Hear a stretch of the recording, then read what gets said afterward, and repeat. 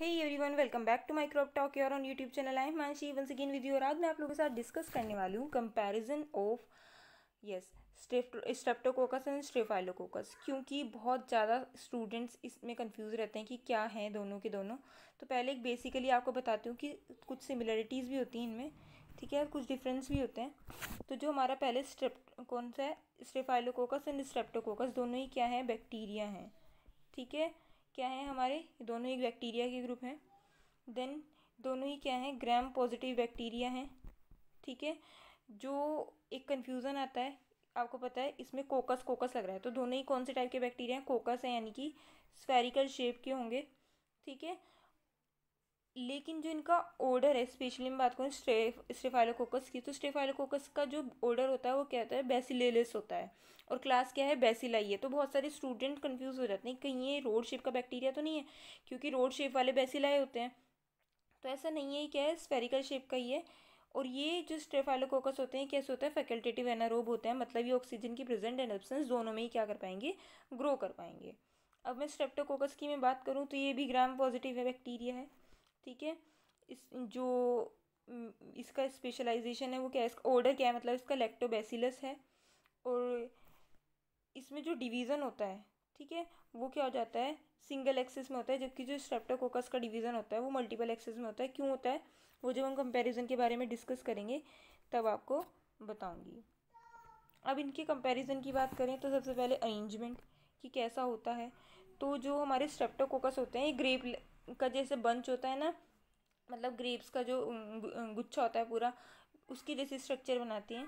और जो स्ट्रेप्टोकोकस होता है ये चैन लाइक होता है। यहाँ पे फिगर में देखते हैं, गूगल से आपको और भी बहुत अच्छे डायग्राम मिल जाएंगे। ये क्या है हमारा ये है हमारे स्टेफाइलोकोकस, ठीक है। ये क्या है, स्टेफाइलोकोकस, देख रहे हैं ना आप, ग्रेप्स के जैसा बंच होता है, बिल्कुल वैसा स्ट्रक्चर है। मतलब कहने का मतलब यहाँ पे यह है कि एक साथ क्या रहते हैं, बंच में रहते हैं, ठीक है। और जो हमारे दूसरे हैं कौन से, स्ट्रेप्टोकोकस, ये कैसे रहते हैं, चैन शेप में रहते हैं, ठीक है, ऐसा लगता है चैन की शेप में। अब एक और चीज़ यहाँ पे आती है कि मान लेते हैं हमारे जो स्टेफाइलोकोकस है उन्होंने का एक अरेंजमेंट ऐसे है, ठीक है। और हमारे जो स्ट्रेप्टोकोकस है उनका अरेंजमेंट इस तरीके का है। तो बच्चे बोलते हैं कि क्या ये सभी जो बैक्टीरिया हैं, मतलब ये अलग अलग जो स्फेरिकल शेप है, क्या ये अलग अलग बैक्टीरिया है या सेम ही बैक्टीरिया है। तो ये जो है स्ट्रेप्टोकोकस हो चाहे स्टेफाइलोकोकस हो, क्या है, बेसिकली अरेंजमेंट है, ठीक है। ये ग्रुप है, कॉलोनी फॉर्मेशन का टाइप है इनका, ठीक है। तो ये एक अलग बैक्टीरिया, ये अलग, ये हर एक बैक्टीरिया की अपनी इंडिविजुअलिटी होती है। बट बहुत सारे रिसर्च में ऐसा देखने के लिए मिला है कि आपस में कम्युनिकेट करते हैं जो एक कॉलोनी में रहते हैं, ठीक है। जैसे कि ये चैन फॉर्म वाली कॉलोनी में रह रहा है और एक ऐसी कॉलोनी में रह रहा है, yes, grape like colony, grape के जो बंच होता है उसकी जैसी कॉलोनी में रह रहा है, ठीक है। अब बात करेंगे कैटलेज टेस्ट की। तो जो हमारे स्टेफाइलोकोकस होते हैं वो मैक्सिममली कैसे होते हैं, कैटलेज पॉजिटिव होते हैं, बट कुछ केसेस में नेगेटिव भी देखने के लिए मिले हैं, बट मैक्सिमम कैसे हैं हमारे स्टेफाइलो, यस, पॉजिटिव होते हैं कैटलेज। और हमारे स्ट्रेप्टो कैसे होते हैं, कैटलेज नेगेटिव होते हैं। Then need of enriched media, मतलब एनरिच्ड मीडिया की नीड जो हमारे स्टेफाइलोकोकस होते हैं उनको नहीं होती है, एंड स्ट्रेप्टोकोकस को होती है, ठीक है। इसका मतलब स्ट्रेप्टोकोकस क्या है, फेस्टिडियस माइक्रो ऑर्गेनिज्म होते हैं, स्टेफाइलोकोकस नॉन फेस्टिडियस माइक्रो ऑर्गेनिज्म होते हैं। हैबिटेट की बात करूँ तो स्टेफाइलोकोकस मोस्टली आइसोलेट करते हैं अपनी स्किन से, जबकि जो स्ट्रेप्टोकोकस होते हैं हमें कहाँ से मिलते हैं, रेस्पिरेटरी ट्रैक्ट में नॉर्मली देखने के लिए मिल जाते हैं।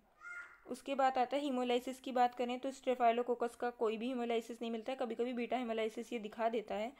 Then streptococcus alpha beta gamma तीनों तरीके के हीमोलाइसिस देखने के लिए मिलते हैं अलग अलग स्पीशीज़ में, ठीक है। स्पीशीज़ आइडेंटिफाइड, जो स्टेफाइलोकोकस है उसकी कितनी 40 स्पीशीज़ अभी तक आइडेंटिफाई हो गई हैं, जबकि जो स्ट्रेप्टोकोकस है उसकी 50 स्पीशीज़ आइडेंटिफाई हो गई, मतलब स्ट्रेप्टोकोकस की ज़्यादा स्पीशीज़ देखने के लिए मिली हैं।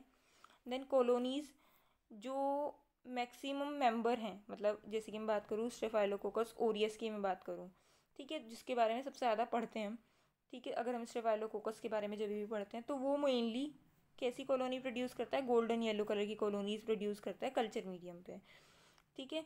मतलब ये गोल्डन येलो क्या है, पिगमेंट है जो वो छोड़ रहा है, ठीक है, मतलब शो कर रहा है। जबकि स्ट्रेप्टोकोकस क्या है, कोई भी पिगमेंट का प्रोडक्शन नहीं करता है, मतलब उसकी कॉलोनीज विदाउट पिगमेंटेशन शो होती हैं। अब डिवीज़न ऑफ एक्सेस की बात करें तो क्योंकि स्टेफाइलोकोकस कैसा है, ग्रेप के शेप का है, ऐसे है ना, तो ये मल्टीपल एक्सेस से डिवाइड होता है, ठीक है। जबकि जो हमारा स्ट्रेप्टोकोकस है ये सिंगल एक्सेस से डिवाइड होता है, ठीक है, तब वैसी शेप दिखाई देगा। तो ये था कंपैरिजन। अब बात आती है कि कैसे याद करें स्टेफाइलोकोकस कौन सा था एंड स्ट्रेप्टोकोकस कौन सा था।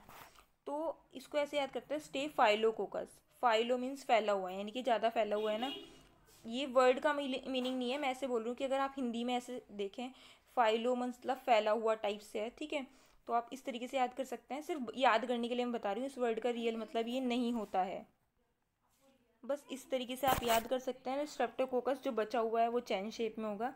सो यस, यही था हमारा आज का वीडियो। आई होप ये वीडियो आपके लिए हेल्पफुल रहा होगा। अगर ये वीडियो आपके लिए हेल्पफुल रहा, वीडियो को लाइक करें, चैनल को सब्सक्राइब करें। आज के लिए इतना ही, मिलते हैं नेक्स्ट वीडियो में। Thanks for watching.